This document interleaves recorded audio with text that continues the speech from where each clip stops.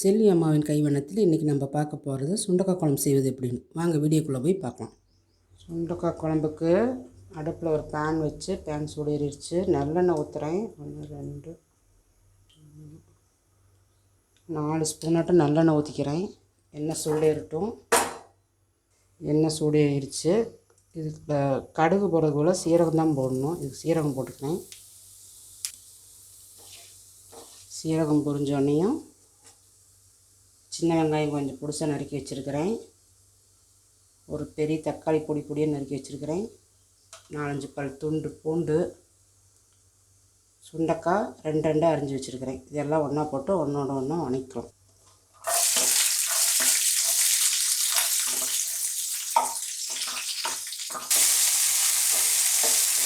வெங்காயம் நல்லா வணங்கட்டும். வெங்காயம் வணங்கவே பெருங்காயத்தூள் கொஞ்சமாக போட்டுக்கலாம்.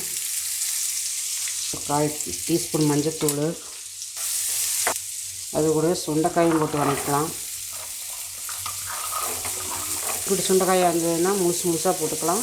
கொஞ்சம் பெருசாக இருந்தால் அரிஞ்சு போடலாம்.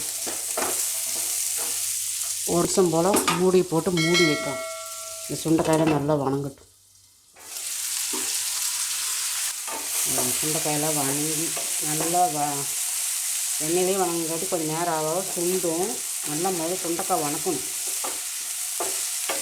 இதெல்லாம் சுருகி வரும். தக்காளி, கருவேப்பிலை, பூண்டு, இந்த தக்காளி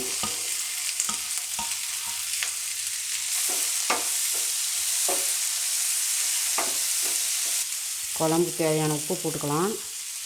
இது நல்லா வணங்கிட்டு கொஞ்சம் நேரம் மூடி போட்டு மூடி வைக்கலாம். தக்காளியெல்லாம் பேஸ்ட்டு மாதிரி நல்லா வணங்கி வரும்.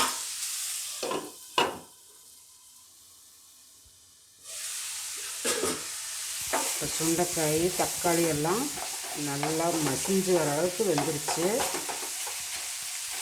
பார்த்தீங்களா, நல்லா வணங்கிருச்சு. இப்போ 1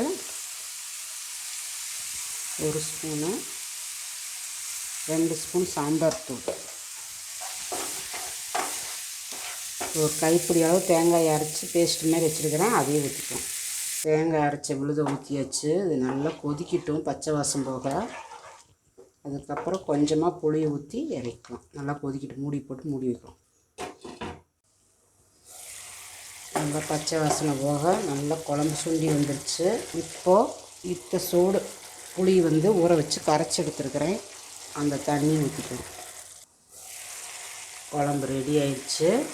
அந்த எண்ணெயெல்லாம் மேலே பிரிஞ்சு வர அளவுக்கு வந்துடுச்சு பாருங்க.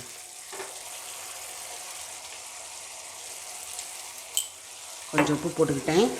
இப்போ நல்லா கலரி விட்டுக்கலாம். குழம்பு ரெடி ஆயிடுச்சு. அடுப்பை ஆஃப் பண்ணிக்கலாம். கொஞ்சமாக மல்லித்தழை தூவி இறக்கலாம். சூப்பராக சுண்டக்காய் குழம்பு ரெடி ஆயிடுச்சு. சூப்பராக இருக்குது. சுண்டக்காய் குழம்பு ரெடி ஆயிடுச்சு. சூப்பராக இருக்குது. நீங்களும் உங்கள் வீட்டில் செஞ்சு பார்த்துட்டு கமெண்ட் பண்ணுங்கள், ஷேர் பண்ணுங்கள், பிடிச்சிருந்தால் லைக் பண்ணுங்கள், மறக்காமல் சப்ஸ்கிரைப் பண்ணுங்கள். பக்கத்தில் பெல் ஐக்கான் பட்டனை கிளிக் பண்ணுங்கள். செல்வி அம்மாவின் கைவண்ணத்தில் இது ஒரு தனி சுவை.